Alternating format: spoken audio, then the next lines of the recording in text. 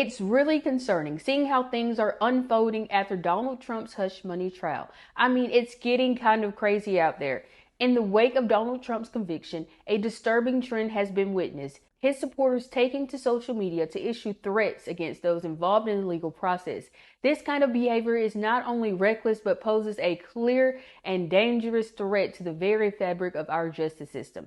We are witnessing a dangerous trend that could seriously undermine our democracy. I mean, accountability and justice should be about upholding our values and the rule of law, not resorting to threats and intimidation. It's alarming to see how people are reacting to this verdict, especially on social media. The safety of those involved in the justice system should be a top priority. In just a few, we'll look at some threats made against jurors, judges, and prosecutors. And though they are targeting people from the courtroom who simply did their jobs, this is a concern that should scare us all. We all know what Trump supporters are capable of. The last time they got their panties in a wad, almost 10 people died.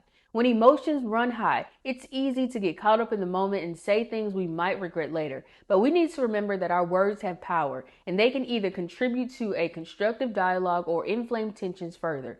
It is clear that Trump supporters are choosing the latter.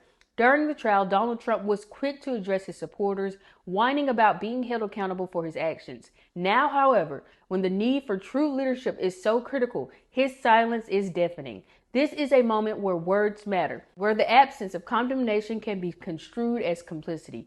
It's frustrating. His words carry so much weight with his supporters, and he's just letting this dangerous behavior slide. Not a good look for someone who claims to be a leader.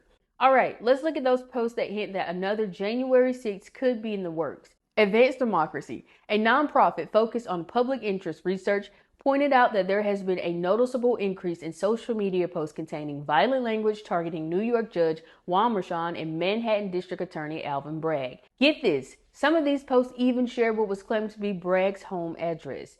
The group also came across posts disclosing the alleged addresses of jurors on a fringe internet message board known for its pro-Trump and aggressive content. One post they found on the Donald, a popular site used by Capitol attackers, said, "Dox the jurors, dox them now." The next one is just sick. Someone posted on the same forum, "We need to identify each juror, then make them miserable, maybe even suicidal. 1 million men armed need to go to Washington and hang everyone. That's the only solution. This is out of control." The suicide comment makes my blood boil. We lost 4 officers to suicide in the days and months after the January 6th riot. So we know that while that post sounds extreme, there is some truth behind it.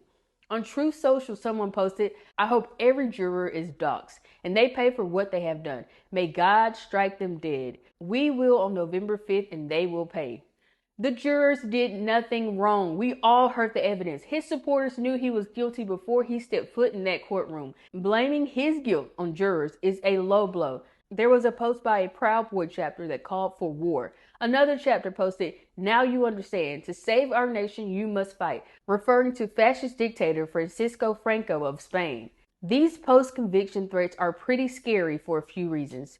First off, any form of intimidation against people involved in the justice system is not it. It messes with the whole idea of fairness and justice. Plus, these threats can lead to actual danger for prosecutors, judges, jurors, and their families. It's not just online. It can spill over into the real world and put people's lives at risk. And when these threats get thrown around online, it creates this toxic vibe where hate and aggression seem normal. That's not the kind of environment we want to be promoting. When this kind of behavior goes unchecked, it can inspire others to act out in similar ways, making things even worse. We need to call out these threats, take them seriously, and make sure those responsible face the consequences for their actions. It's all about standing up for what's right and making sure that our justice system can operate without fear or intimidation. I mean, think about it. The way personal information, the DA's address, is being shared online for malicious purposes. That is so disturbing. It's not just about expressing opinions anymore. It's about inciting harm and creating a hostile environment. But here's the thing. Their target for vengeance seems misplaced, to put it mildly. He's a full-grown man who has bulldozed his way through the political landscape with lies and bullying tactics, evading accountability for far too long. The prospect of another January 6th is haunting as those sore losers cling onto a false narrative of victimhood, unable to see the truth staring them in the face. As we head into this uncertain terrain, it is crucial for all involved to acknowledge the facts.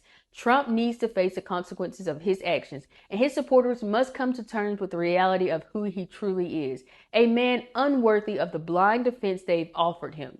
We need some real leadership right now, not this wishy-washy stuff. Trump needs to step up, condemn these threats, and show that justice will prevail without all of this intimidation.